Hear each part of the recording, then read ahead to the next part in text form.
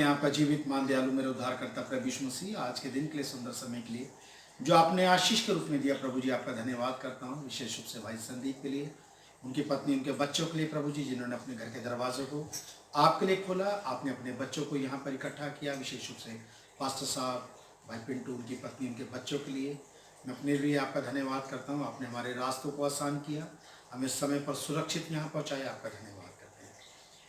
इस ज़िंदगी को आपने ज़िंदा रखा प्रभु जी हमारे जीवनों में, और इस ज़िंदगी को कायम रखने के लिए आपने दुनिया भर के हमें सभी उत्तम आशीषें दी। पहनने को अच्छे से अच्छा कपड़ा देते हैं, खाने को अच्छे से अच्छा भोजन देते हैं, रहने को अच्छा घर दिया है, हम उसके लिए आपका धन्यवाद करते हैं। बहुत से हमारे भाई जो प्रभु जी जिनके पास ये आवश्यक वस्तुएं नहीं हैं, खुदावंद आप उनको भी देना। विशेष रूप से आपके वचन की रोटी से वो तृप्त हो सके, ऐसा रहम और दया करना। विनती को उद्धार करता प्रभु यीशु मसीह के नाम से मांगता हूँ, सुन।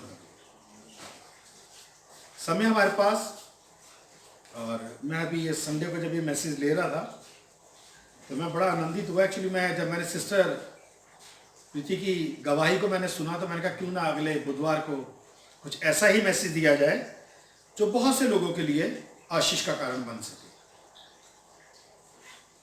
हम निकालेंगे मत्ती उसका 19वां अध्याय और उसकी हम 16वीं आयत से पढ़ेंगे, लेकिन उससे पहले एक दो जगह और है। ये तो हमने जो मेन हमारा टॉपिक है वो यही है, यहाँ पे आप निशान लगा लीजिएगा। इब्रानियों उसका 10वां अध्याय और उसकी 35वीं वर्ष से पढ़ेंगे। निकाल लीजिए।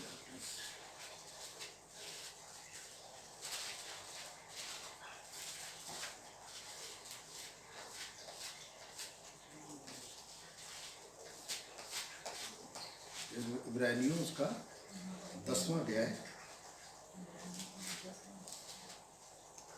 और उसकी 35 से 39 तक पढ़ेंगे प्लीज।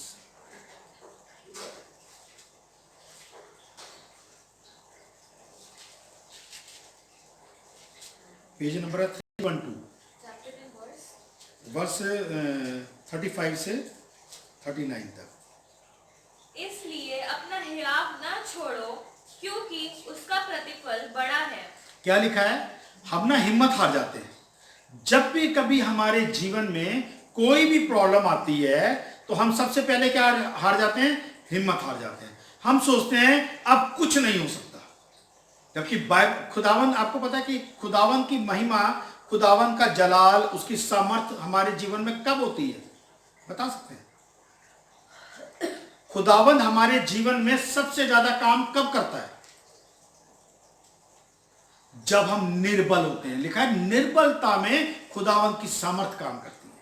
तो लिखा है, क्या पढ़ा है? इसलिए अपना हियाव ना छोड़ो, क्योंकि उसका प्रतिफल बड़ा है। हम हिम्मत हार जाते हैं, लोगों के आगे खुदावंद का इकरार नहीं करते हैं और लोगों के सामने अपने हथियार डाल देते हैं, उनको बुरा ना लगे। उसका प्रतिफल क्या लिखा है? बड़ा है। क्योंकि तुम्हें धीरज धरना आवश्यक है। क्योंकि तुम्हें धीरज धरना आवश्यक है। हम क्या कर जाते हैं? धीरज धरना भूल जाते हैं। अपने बाइबल में लिखा है जो अंत तक धीरज धरेगा उद्धार उसका है। तो लिखा है धीरज धरना, पढ़िएगा प्लीज। क्योंकि तुम्हें धीरज धरना आवश्यक है, ताकि परमेश्वर की इच्छा को पूरी करके तुम प्रतिज्ञा का फल पाओ। खुदावन की इच्छा को पूरी करके और उस प्रतिज्ञा को जो खुदा ने हमसे की है उसका क्या पाए? हम प्रतिफल पाए। क्योंकि खुदावन की प्रतिज्ञा हमारे जीवन में तब पूरी होती है जब हम उसकी आज्ञाओं में बने रहते हैं। अगर हम उसकी आज्ञाओं में बने नहीं रहेंगे, खुदावन की इच्छाएं हमारे जीवन में कभी पूरी नहीं होती। दोबारा पढ़िएगा प्लीज इस लाइन को। क्योंकि तुम्हें धीरज धरना आवश्यक है, ताकि परमेश्वर की इच्छा को पूरी करके तुम प्रतिज्ञा का फल पाओ। प्रतिज्ञा का फल पाओ, जो वायदा उसने किया है उसका फल हमें मिले। आगे, क्योंकि अब बहुत ही थोड़ा समय रह गया है। हम सोचते हैं अभी पता नहीं कब दुनिया का अंत होगा, किसी क्षण का नहीं पता कि इस दुनिया का अंत कब हो जाएगा। अभी भी हो सकता है प्रभु का आगमन, क्योंकि लिखा है बाइबल के अंदर खुदावंद का आना चोर की नाई होगा। जैसे चोर कब चोरी करने आता लोगों को पता नहीं चलता, ऐसे प्रभु के आने का बारे में आपको कभी नहीं पता चलेगा। आपको लगेगा अभी पता नहीं कितने साल हैं और प्रभु का आगमन अभी हो सकता है। क्या लिखा है? क्योंकि अब बहुत थोड़ा समय रह गया है, जबकि आने वाला आएगा और देर न करेगा। जबकि आने वाला आएगा और देर ना करेगा। और सबसे बड़ी बात पता क्या है? बहुत से क्रिश्चियंस यही कहते हैं, बचपन से हम सुनते आ रहे हैं, हमारे पापा भी बोलते थे, हमारे दादा भी बोलते थे, प्रभु आएगा, प्रभु आएगा, प्रभु आएगा। सुनते सुनते इतने बरस बीत गए, प्रभु तो आया नहीं। सबसे बड़ी बात है जो अभी हमने लाइन पढ़ी है कि आने वाला आएगा और देर ना करेगा, इससे ऊपर वाली लाइन क्या लिखी है? क्योंकि बहुत ही थोड़ा समय रह गया है। प्रभु चाहे हजारों साल बाद भी आए, हमारे जीवन का समय थोड़ा ही रह गया। आप अपने जीवन से अपने आप को तैयार करो, क्योंकि खुदावंद ने अपनी सेवकाई स्टार्ट करने से पहले जो सबसे पहला वचन बोला वो यही है, मन फिराओ क्योंकि स्वर्ग का राज्य निकट है। आपके पास मन फिराने का समय अब ज्यादा नहीं रह गया है, समय बहुत कम है। लिखा आने वाला आएगा, लेकिन आपने मन फिराना है। आगे, पर मेरा धर्मी जन विश्वास से जीवित रहेगा। किससे रहेगा जीवित? विश्वास से। धर्मी जन विश्वास से जीवित रहेगा, इसके अलावा और कोई रास्ता नहीं है उसके जीवित रहने का। क्योंकि विश्वास बिना, कर्म बिना विश्वास मुर्दा है। आप अपने जीवनों में अगर कर्म नहीं करेंगे, आपका विश्वास मुर्दा है, और केवल विश्वास करने से ही आपका उद्धार नहीं है, आपको कर्म भी करना जरूरी है। लिखा धर्मी जन विश्वास से जीवित रहेगा, और यदि वह पीछे हट जाए, यदि वो पीछे हट जाए। क्योंकि बहुत से लोग हैं जो अंत तक धीरज नहीं धरते और अपनी सेवकाई को बीच में छोड़ देते हैं। लिखा है यदि वो पीछे हट जाए तो खुदा खुश नहीं होगा। क्या लिखा है? तो मेरा मन उससे प्रसन्न न होगा। खुदावंद कहता है मेरा मन उससे प्रसन्न नहीं होगा। अगर धर्मी जन अपने धर्म के कामों से, अपने विश्वास से पीछे हट जाएगा। मैंने उसको इसलिए नहीं चुना, मैंने सलीब पर उसके लिए जान इसलिए नहीं दी कि वो पीछे हट जाए। आगे, पर हम हटने वाले नहीं, लेकिन जो विश्वासी हैं, जो खुदावंद में बने हुए हैं, जिन्होंने खुदावंद में जड़ पकड़ी हुई है, वो कहते हैं हम हटने वाले नहीं हैं कि नाश हो जाए, कि नाश हो जाए। इसलिए नहीं हटेंगे क्योंकि हम नाश होना चाहते ही नहीं है। लेकिन बहुत से लोग दुनियावी कामों में पड़कर, अपने काम में, अपनी ड्यूटी में, इन सारी चीजों को, बाइबल ये नहीं कहती मत करो, लेकिन जो समय खुदा का है वो खुदा को जरूर दो। जो राजा का है, जो आपके परिवार का है, परिवार को दो। जो आपके काम वाले, जहां पे आप काम करते हो, जो उसका समय है वो उसको दो। लेकिन जो खुदा का है वो खुदा को जरूर दो। आगे, पर हम हटने वाले नहीं कि नाश हो जाए, पर विश्वास करने वाले हैं कि प्राणों को बचाएं। लिखा है हम विश्वास करने वाले हैं कि हम अपने प्राणों को बचाएं। हम अपने प्राणों को नाश नहीं करना चाहते हैं, क्योंकि हमें पता है यदि हमने खुदावन को छोड़ दिया तो हमें बचाने वाला कोई नहीं है। ठीक है जी, आप एक जगह से और निकालिएगा, याकूब उसका पहला अध्याय उसकी 22वीं आयत, फिर वचन में चलेंगे।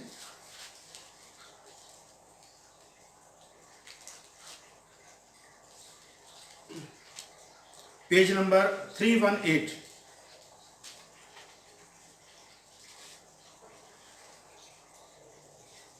वर्ष 22। परंतु वचन पर चलने वाले बनो। लिखा है वचन को सुनने वाले नहीं। हम सब सुनते तो बहुत हैं, हम चलते नहीं हैं। याकूब अपनी पत्री में लिखता है वचन पर चलने वाले बनो, और केवल सुनने वाले और ही, केवल सुनने वाले नहीं। क्योंकि लोग क्या करते हैं? सुनते हैं, चलते नहीं हैं। याकूब कहता है चलने वाले बनो, सुनने वाले नहीं।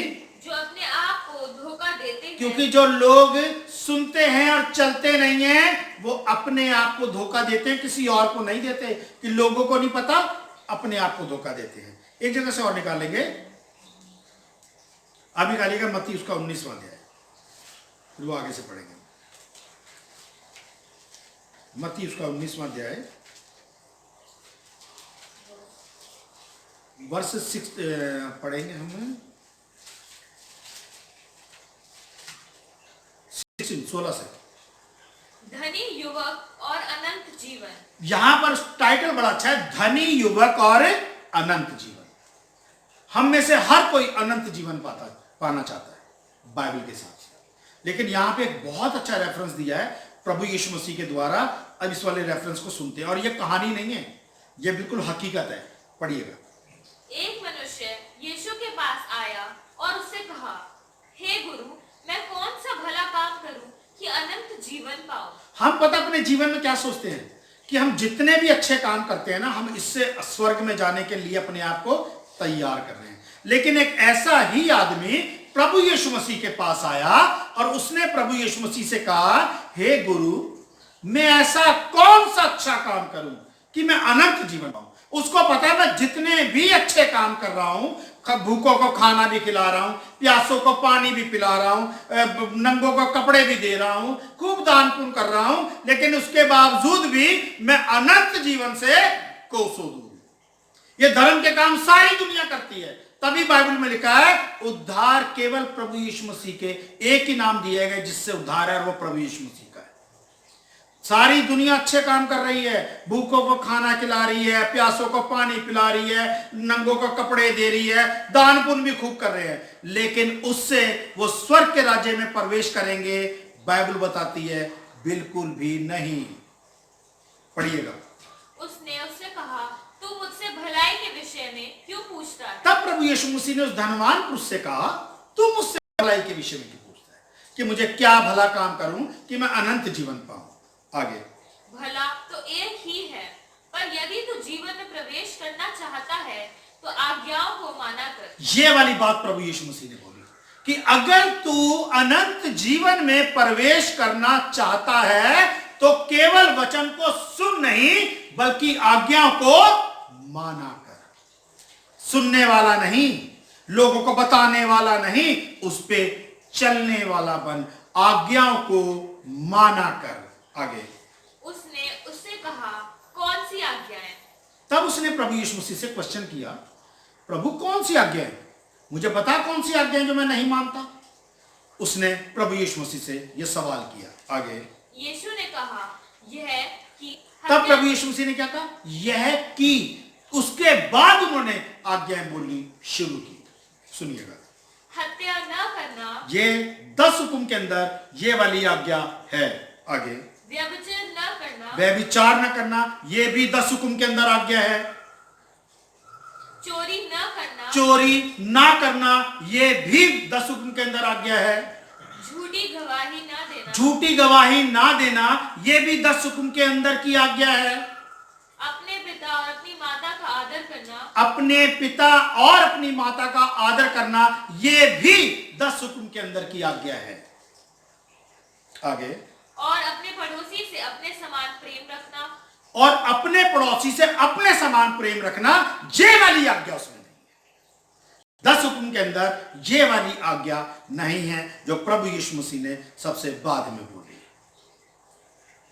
क्योंकि हम क्या करते हैं, सारी आज्ञाओं को मान लेते हैं। हम सोचे जी व्यभिचार नहीं किया, चोरी नहीं की, हत्या नहीं की, लेकिन प्रभु यीशु मसीह ने कहा है ये बाइबल का सार है। क्या हमारी बाइबल का अगर 2 आयतों में बोला जाए तो कैसे बोला जाएगा?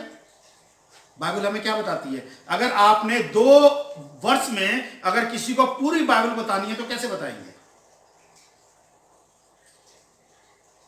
पुराने नियम में लिखा है, तू अपने खुदा को अपने सारे तन, अपने सारे धन और अपने सारे मन से प्रेम कर। लेकिन नए नियम में प्रभु यीशु मसीह ने इसके साथ एक वर्ष और जोड़ दी, तू अपने पड़ोसी को भी अपने समान प्रेम कर। इससे लिखा है कि पूरी बाइबल का क्या है?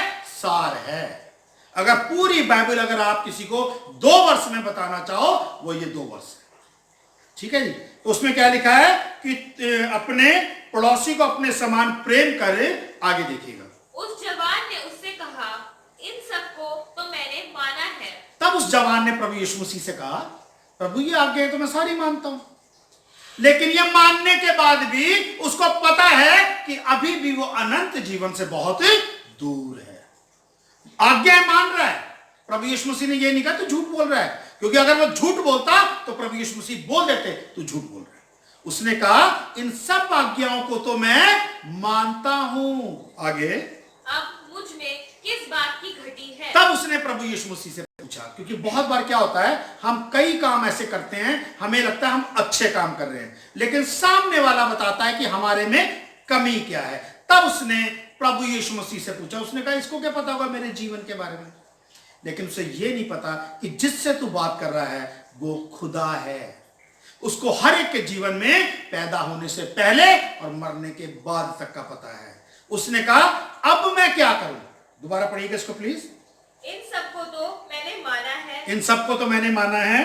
अब मुझ में किस बात की अब मुझ में किस बात की कमी है? उसने सोचा इसको शायद नहीं मालूम होगा।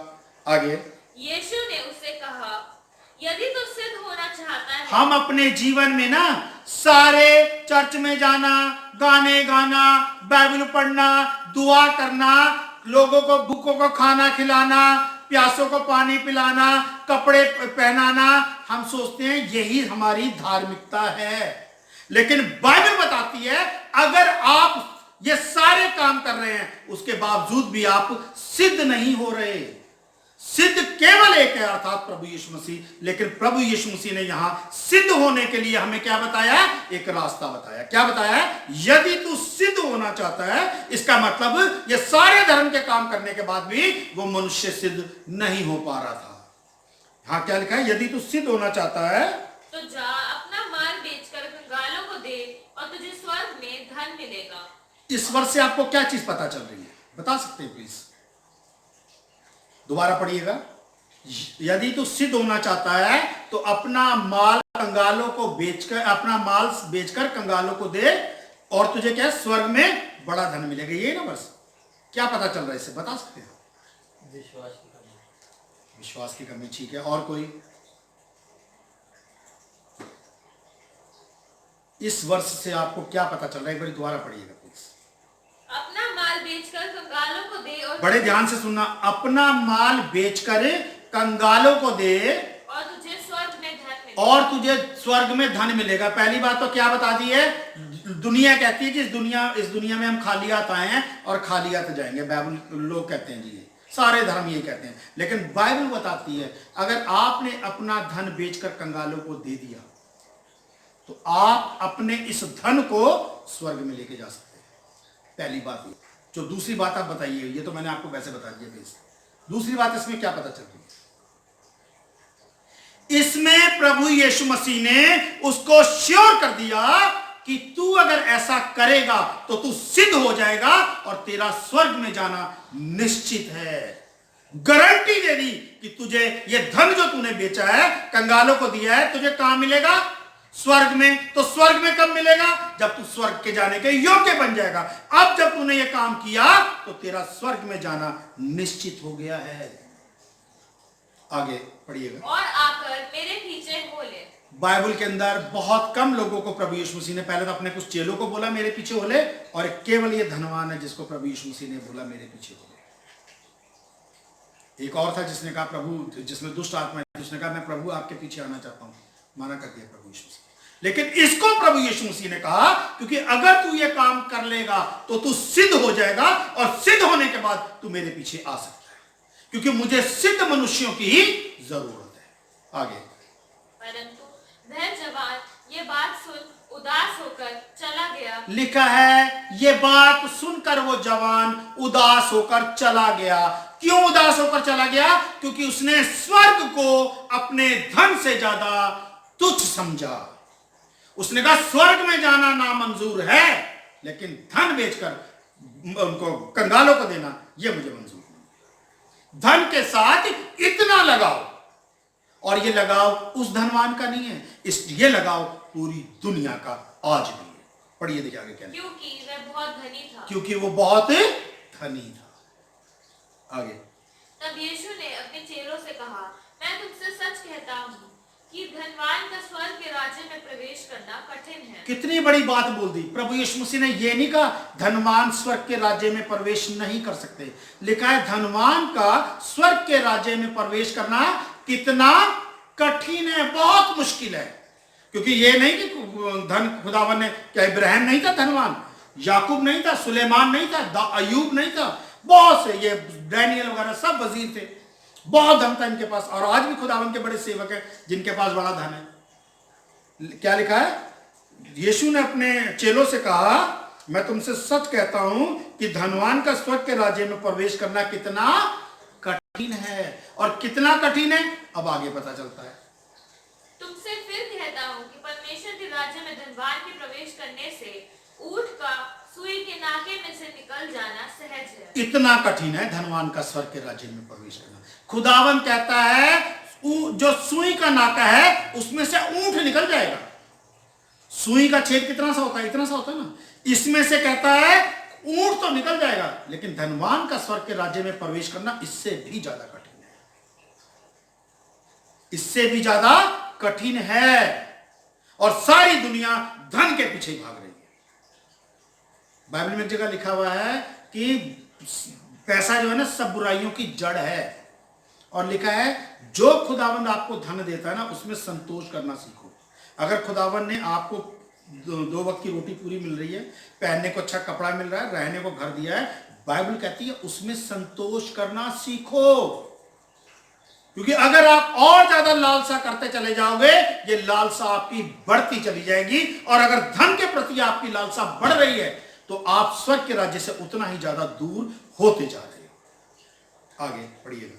यह सुनकर चेलों ने बहुत चकित होकर कहा, फिर किसका उद्धार हो सकता है? जब चेलों ने यह बात सुनी कि ऊंट सुई के नाके में से निकलना उसका सहज है, धनवान का स्वर्ग के राज्य में प्रवेश करने से, तो चेलों ने कहा प्रभु फिर किसका उद्धार हो सकता है? अगर इतना ही ज्यादा मुश्किल है तो इसका मतलब इस दुनिया में किसी का उद्धार ही नहीं हो सकता। तब देखिए क्या लिखा है प्रभु यीशु मसीह। यीशु ने उनकी ओर देखकर कहा, मनुष्य से तो यह नहीं हो सकता, परंतु परमेश्वर से सब कुछ हो सकता है। लेकिन प्रभु यीशु मसीह ने कहा यह काम मनुष्य के बस का नहीं है, धन से उसका पीछा छूट जाए। क्योंकि हर कोई अच्छे से अच्छा खाना, अच्छे से अच्छा पहना और अच्छे से अच्छा रहना चाहता है। मनुष्यों के बस की बात नहीं है ये। लेकिन प्रभु कहता है खुदा जिसको बचाना चाहे, खुदावन जिसका उद्धार लिख दे, उसका उद्धार हो सकता है। मनुष्यों के लिए ये वो नहीं है। पढ़िएगा दोबारा क्या लिखा है। मनुष्य से तो यह नहीं हो मनुष्यों से तो ये हो ही नहीं सकता। प्रभु ने कंफर्म कर दिया कि ये काम मनुष्यों से नहीं हो सकता, लेकिन खुदा इस काम को कर सकता है। आगे। परंतु परमेश्वर से सब कुछ हो सकता है। लेकिन खुदा सब कुछ कर सकता है। जितना धनवान का स्वर्ग के राज्य में प्रवेश करना मुश्किल है, वहीं खुदावन ने अपने दासों को इतना धन दिया। सुलेमान लिखा है कि उस जितना धन आज तक किसी राजा के पास नहीं। अगर उस समय से आज के समय को अगर हम मल्टीप्लाई करके चलेंगे कि उस समय उसका धन इतना था, तो आज की डेट में अगर हम कहते हैं ये दुनिया का सबसे अमीर आदमी है, उसके पास इतनी दौलत है, लेकिन सुलेमान की दौलत के आगे वो दौलत कुछ नहीं। लेकिन क्या?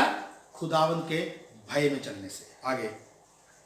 इस पर पतरस ने उससे कहा, देख हम तो सब कुछ छोड़ के तेरे पीछे हो लिए हैं, तो हमें क्या मिलेगा? अब पतरस ने जो है ना वो मेन बात बोली। कह रहा प्रभु एक बात आप बताओ, हमने तो तूने हमें यानी कि हम बैठे हुए थे जहां पे, तूने मुझे कहा मेरे पीछे हो, मैंने वहीं जाल छोड़ा, किश्ती छोड़ी, इनको तूने बुलाया, ये मती वहीं बैठा हुआ था चुंगी पे, लूका वहीं बैठा हुआ था, ये वहीं पेड़ के नीचे थे, जिसको तूने कहा अपने चेलों को मेरे पीछे हो ले, सब वहीं छोड़ के हम सब तेरे पीछे हो लिए, हमें क्या मिलेगा? उसने अपने मन की बात प्रभु से बोल दी। उसने सोचा जिस दिन ये राजा बनेगा, आपको पता है ना वो याकूब की और उसकी मम्मी माँ आई, उसने कहा कि मैं आपसे, खुदा प्रभु यीशु मसीह से कहा मैं आपसे कुछ मांगना चाहती हूँ। प्रभु ने कहा बोलो क्या चाहिए? कि मैं चाहती हूँ कि जब तू अपने राज्य में आए। उसको ये था ये तो अभी राजा बनेगा, जैसे काम कर रहा है, ये दुनिया का राजा तो है बाद की बात, और किसने देखा इसका राज हमें नहीं पता। उसने कहा जब तू राज में आए, एक बेटा मेरा तेरे दाहिनी ओर बैठे और दूसरा मेरा तेरे बाहिनी ओर बैठे। प्रभु यीशु मसीह ने कहा तुझे नहीं पता तू क्या मांग रही है। वो सोच रही कि ये राजा बनेगा तो एक उसके राइट और एक लेफ्ट में। उसे ये प्रभु यीशु मसीह ने कहा जब मैं अपनी महिमा में आऊंगा, जब मैं अपने राज में आऊंगा, तो मेरी महिमा सलीब पर होगी। जब तक मैं सलीब पर अपनी जान ना दे दूं, तब तक मैं अपनी महिमा में नहीं आऊंगा। उसने कहा जो उसके लिए कि जो प्याला मैं पीने पर हूं, क्या ये मेरे साथ नहीं? उसने कहा हाँ हम तैयार हैं। उसने कहा फिर भी मेरे पिता ने जिनको नियुक्त किया है केवल वही मेरे दाहिनी और मेरी बाईं ओर रहेंगे। और उन्हें नहीं पता था वो डाकू होंगे। बाद में चेलों को पता चला रहे दाहिनी और बाईं ओर ये वाले हैं। तो क्या लिखा है यहाँ पर? पतरस ने अपने मन की बात बोल दी और क्या बोला कि प्रभु हमने तो सब कुछ छोड़ दिया। आज की डेट में भी बहुत से प्रचारक अपने मनों में यही है कि हमने अपनी पत्नी, अपने बच्चे, आपको पता बहुत से मिशनरियों ने अपने घर बार छोड़कर और दुनिया के कोने कोने में खुदावंत के वचन को पहुंचाया। सारी जिंदगी अपने घर वापस भी नहीं जा पाए, लेकिन उन्होंने जब इस काम को किया, हो सकता उनके मन में भी कभी आया हो कि अगर हमने ये सब कुछ छोड़ दिया तो हमें क्या मिलेगा। आप देखो खुदावन ने वायदा क्या किया है, पढ़िएगा। यीशु ने उनसे कहा, मैं तुमसे सच कहता हूँ कि नई सृष्टि में जब मनुष्य का पुत्र अपनी महिमा के सिंहासन पर बैठेगा, तब प्रभु यीशु मसीह ने कहा जब नई सृष्टि होगी, ये सारी दुनिया खत्म हो जाएगी, मैं इस दुनिया को बिल्कुल बदल दूंगा। जब नई सृष्टि में अब मनुष्य अपने सिंहासन पर बैठेगा, प्रभु यीशु मसीह कहते हैं जब मैं दोबारा वापिस आऊंगा तो तुम भी जो मेरे पीछे हो लिए हो, तो तुम भी जो मेरे पीछे हो लिए हो 12 सिंहासनों पर बैठकर 12 सिंहासनों पर बैठकर इस्राएल के 12 गोत्रों का न्याय करोगे। खुदावन कह रहा है मैंने तुम्हें जजमेंट के लिए चुन लिया है, न्याय के आसनों पर तुम्हें बिठाऊंगा। और तुम कह रहे हो कि हमें मिलेगा क्या? खुदावन कहता है मेरे 7 सिंहासन 12 लगे होंगे जिसके ऊपर तुम बैठोगे और न्याय करोगे। और अगर आप प्रकाशित वाक्य पढ़ेंगे तो वहां लिखा है स्वर्गदूतों का भी न्याय हम करेंगे। वो वाले स्वर्गदूत नहीं जो स्वर्ग में है, वो वाले स्वर्गदूत जिनको जमीन पर खुदा ने फेंक दिया था, उनका भी न्याय होगा। शैतान और उसकी पूरी सेना का जब न्याय होगा वो खुदा उनके बच्चे ही न्याय करेंगे। पढ़िएगा। और जिस किसी ने घरों या भाइयों या आप देखिए, जिस किसी ने, सबसे पहले क्या लिखा है? घरों को या भाइयों या भाइयों को या बहनों को या पिता या माता को या बाल बच्चों या अपने बाल बच्चों को या खेतों को मेरे नाम के लिए छोड़ दिया है, उसको 100 गुना मिलेगा। खुदावन कहता है उसको 100 गुना मिलेगा। मैं इसीलिए मैंने मैसेज सुना था क्योंकि यहां पर मेरी एक बहन बैठी हुई है, उनकी मैंने गवाही पिछली बार सुनी, जिन्होंने खुदावंत के लिए अपने भाई बहनों को, अपने परिवार को खुदावंत के लिए छोड़ दिया और निर्णय लिया कि मैं अपने प्रभु की सेवा में उसके साथ उसके परिवार में रहना चाहती हूं। यहां पर मैं ये नहीं कहता हूं कि वो परिवार से बिल्कुल अलग हो गई, लेकिन उन्होंने अपने परिवार के बीच में इस बात का इकरार किया कि मैं अपने खुदावंत के लिए निर्णय लेने में सक्षम हूं। आज की डेट में लोग यही वाला काम नहीं करते, अपने परिवारों को नहीं छोड़ सकते, उन दोनों जिंदगियों में जीना चाहते हैं।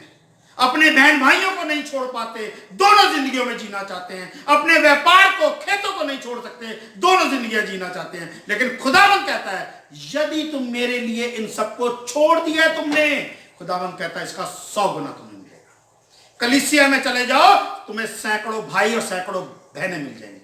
खुदावन कहता है माता पिता को छोड़ा, मैं तेरा पिता और मैं तेरी माता बन के रहूंगा, और वो माता और वो पिता बन के रहूंगा। दुनियावी माता पिता तो इस दुनिया में कुछ समय के होते हैं। खुदावन कहता है जब तक तू जीवित रहेगा, अनंत समय तक मैं तेरे साथ रहूंगा, क्योंकि तूने मेरे लिए उनको छोड़ा। इससे आगे वाली लाइन पढ़ो, देखो कितनी अच्छी है। परंतु बहुत से जो पहले हैं पिछले होंगे। लिखा है बहुत से जो पहले हैं वो तो हो जाएंगे पिछले। आगे, और जो पिछले हैं पहले होंगे। और जो पिछले हैं वो पहले हो जाएंगे।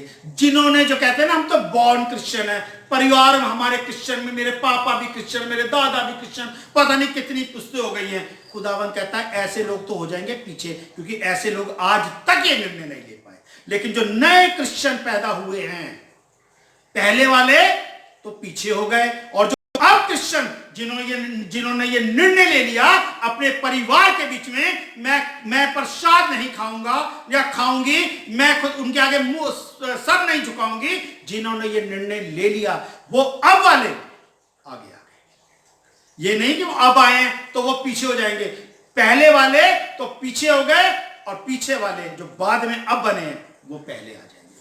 खुदावन कहता है जब मेरा न्याय सिंहासन आएगा वो मेरे आगे आ जाएंगे। ये खुदावन का वादा है और खुदावन का वादा कभी झूठा नहीं होता। एक जगह से और निकालेंगे, मत्ती उसका 10वां अध्याय, क्योंकि लोग यही स्टेप नहीं उठा पाते हैं। 10वां अध्याय और उसकी हम पढ़ेंगे 26वें से। किससे डरे? बाइबल में लिखा है, टाइटल क्या है, किससे डरे। हम पता है लोगों के सामने क्या होता है, अरे मेरा भाई ना बुरा मान जाए, ले लेते हैं प्रसाद फेंक देंगे, या लोगों उनको भी खुश करते रहते हैं और सोचते हैं खुदा भी खुश होगा। लिखा है किससे डरे। हम दुनिया से डरते रहते हैं सारी जिंदगी, दुनिया को खुश करने के लिए ही उनकी बातों के साथ समझौता करते हैं, जबकि खुदावन कहता है जो दुनिया के साथ चलेगा वो मेरे योग्य नहीं है। क्या टाइटल है, किससे डरे, पढ़िएगा। इसलिए मनुष्यों से मत डरना। शुरुआत ही वचन की यहां से है कि मनुष्यों से मत डरना। भाई बुरा मान जाएगा, बहन बुरा मान जाएगी, रिश्तेदार बुरा मान जाएंगे, माँ बाप बुरा मान जाएंगे, जो बुरा मानता है मानता रहे। अगर आप खुदावन की ओर चल रहे हैं, अगर आपके कदम खुदावन की ओर उठ गए हैं, उनको पीछे वापस मत आने दो। अभी हमने क्या पढ़ा था इब्रानियों में, बहुत से लोग विश्वास से वापिस हो जाएंगे। खुदावन कहता है वो अपने आप को नाश करेंगे, दोहरी जिंदगी जीना चाहते हैं, वो मेरे योग्य नहीं है। आगे, क्योंकि कुछ ढका नहीं जो खोला न जाएगा और न कुछ छिपा है जो जाना न जाएगा। खुदावन कहता है, अगर लोग सोचते हैं ना कि किसी को पता नहीं चलेगा, खुदावन कहता है जब मैं न्याय सिंहासन पे बैठूंगा ना और तुम्हारी वीडियो फिल्म चलाऊंगा, यहाँ तुमने मेरा इनकार किया और यहाँ तुमने मेरा इकरार किया, खुदावन कहता है कुछ ढका नहीं है जो खोला नहीं जाएगा। लोग सोचो दुनिया को नहीं पता, जी कोई बात नहीं, आप पे कौन है, ले लेते हैं प्रसाद, कर लेते हैं। कुछ ढका नहीं है जो खोला नहीं जाएगा और कुछ छिपा न कुछ छिपा है जो जाना न जाएगा। खुदावन के दुनिया से तो छुपा सकते हो ना, कुछ छिपा है खुदावन कहता जो जाना ना जाएगा। मैं उस बहन की गवाही सुन के मैं इतना आनंदित हुआ जिसने इतना बड़ा स्टेप लिया, और जब इतना बड़ा स्टेप लिया तो खुदावंद ने उस बच्ची को सर बना के रखा उस फंक्शन के अंदर, जहां पर उसने ये कहा कि मैंने ये निर्णय ले लिया है कि अब मैं मूर्तियों के आगे सर नहीं झुकाऊंगी और प्रसाद नहीं खाऊंगी। तो वहां पर ये नहीं सोचा, तो ये था कि शायद सब नाराज हो जाएंगे, लेकिन खुदावंद ने वहां पर सर बना के रखा। यही खुदावंद का वायदा है। आगे पढ़िएगा। जो मैं तुमसे अंधियारे में कहता हूँ उसे तुम उजियाले में कहो। ये वाली बात क्या है, यहीं पे वचन में कही गई है ना, अंधियारे में खुदावंद कहता है ये बात तुमने उजियाले में कहनी है कि प्रभु यीशु मसीह मेरा मुक्तिदाता है। आगे, और जो कान सुनते हो उसे छतों पर से प्रचार करो। जो तुमने कानों कान सुना है, चर्च में सुना है, मीटिंगों में सुना है, उसको जाके अपनी रिश्तेदारियों में प्रचार करो कि मैंने खुदावंद के लिए इस निर्णय को ले लिया है। क्या लिखा है, जो कानों कान सुना है उसको क्या करो, छतों पर जाकर, ऊंचे जगहों पे जाकर प्रचार करो ताकि सारी दुनिया सुने। आगे, जो शरीर को घात करते हैं पर आत्मा को घात नहीं कर सकते। लोग क्या करते हैं, हम उनसे डरते हैं जो शरीर को घात कर सकते हैं, लेकिन वो शरीर को घात कर सकते हैं, आत्मा को कभी नहीं घात कर सकते। आगे, उनसे मत डरना। उनसे मत डरना, बाइबल कहती है। हम उन्हीं से डरते हैं जो शरीर को घात कर सकते हैं, लेकिन जो आत्मा को घात कर सकता है हम उसी से नहीं डरते, और वो खुदा है। पढ़िएगा। पर उसी से डरो जो आत्मा और शरीर दोनों को नरक में नष्ट कर सकता है। लेकिन जो खुदा है वो शरीर और आत्मा दोनों को नरक के अंदर नष्ट कर सकता है, हम उसी से नहीं डरते, उसी के लिए निर्णय नहीं लेते। आगे, क्या पैसे में दो गौरैया नहीं बिकती, तो भी तुम्हारे पिता की इच्छा के बिना उनमें से 32वें से पढ़िएगा। जो कोई मनुष्य के सामने मुझे मान लेगा, लिखा है जो कोई मनुष्यों के सामने मुझे मान लेगा। हम मनुष्यों के सामने ही खुदावंद का इकरार नहीं करते, वहीं पे हम पिछड़ जाते हैं। जो मनुष्यों के सामने मुझे मान लेगा उसे मैं भी अपने स्वर्गीय पिता के सामने मान लूंगा। ये खुदावन ने कहा है, उसको मैं भी अपने स्वर्गीय पिता के सामने मान लूंगा कि इसने मनुष्यों के सामने मेरा इकरार किया है, मुझे मान लिया है, इसलिए ये मेरा बच्चा है। आगे, पर जो कोई मनुष्यों के सामने मेरा इनकार परंतु करेगा, जो कोई मनुष्यों के सामने मेरा इनकार करेगा, उससे मैं भी अपने स्वर्गीय पिता के सामने इनकार करूंगा। खुदावन कहता है उसे मैं भी अपने स्वर्गीय पिता के सामने उसका इनकार कर दूंगा कि मैं भी इसे नहीं जानता, क्योंकि इसने डबल जिंदगी जी है, मैं इसको नहीं जानता। खुदावंद आप सबको बहुत बहुत बहुत आशीष दे। सबको जय मसीह। मैं उम्मीद करता हूं